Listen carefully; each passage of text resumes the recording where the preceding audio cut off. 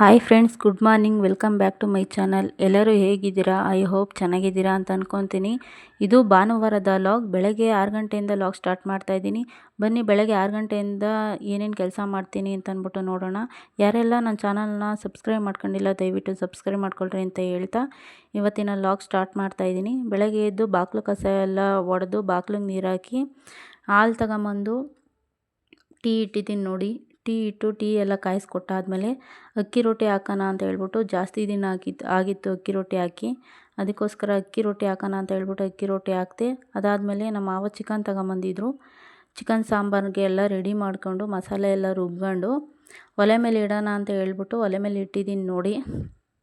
ನಾವು chicken ತಗೊಂಬರಲಿ mutton ತಗೊಂಬರಲಿ ಒಲೆ ಮೇಲೆ ಬೇಯಿಸೋದು. ಯಾಕಪ್ಪ ಅಂದರೆ ಒಲೆ ಮೇಲೆ ಬೆಂದಷ್ಟು ತುಂಬ ಚೆನ್ನಾಗಿರುತ್ತೆ ಫ್ರೆಂಡ್ಸ್. ಸೊ ಹಾಗಾಗಿ ಒಲೆ ಮೇಲೆ ಬೇಯಿಸೋದು ನಾವು. ಅದಾದಮೇಲೆ ಸ್ವಲ್ಪ ಪಾತ್ರೆ ಇದ್ದು ಪಾತ್ರೆ ತೊಳೆಯೋಣ ಅಂತ ಹೇಳ್ಬಿಟ್ಟು ತೊಳಿತಾ ಇದ್ದೀನಿ ನೋಡಿ. ಜಾಸ್ತಿ ಏನಿರಲಿಲ್ಲ, ಸ್ವಲ್ಪನೇ ಇದ್ದು ಬೆಳಗ್ಗೆ ತೊಳೆದಿರೋದ್ರಿಂದ ಅದಕ್ಕೋಸ್ಕರ ಸಿಂಕಲ್ಲೇ ತೊಳಿತಾ ಇದ್ದೀನಿ.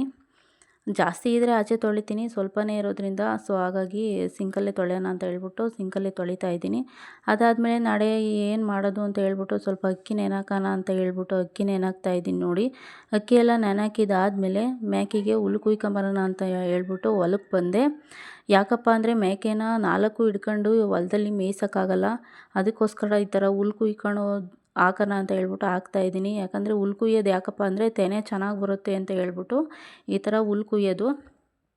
ಸೊ ಹುಲ್ಲು ಕುಯ್ಕೊಂಡು ತಗೊಂಡೋಗಿ ಹಾಕಿದ್ದಾದಮೇಲೆ ನೋಡಿ ಸಂಜೆ ಮೇಕೆ ಕಟ್ಟೋಣ ಅಂತ ಹೇಳ್ಬಿಟ್ಟು ಮೇಕೆ ಕಟ್ತಾಯಿದ್ದೀನಿ. ಮೇಕೆ ಹಗ್ಗ ಮಳೆಗೆ ಸಿಗಾಕೊಂಬಿಟ್ಟಿತ್ತು, ಅದು ಬತ್ತನೇ ಇರಲಿಲ್ಲ ಎಷ್ಟು ಹೇಳಿದ್ರು. ನಮ್ಮ ಮನೆಯವ್ರು ನೋಡಿ ಅದನ್ನು ಬಿಚ್ತಾವ್ರೆ.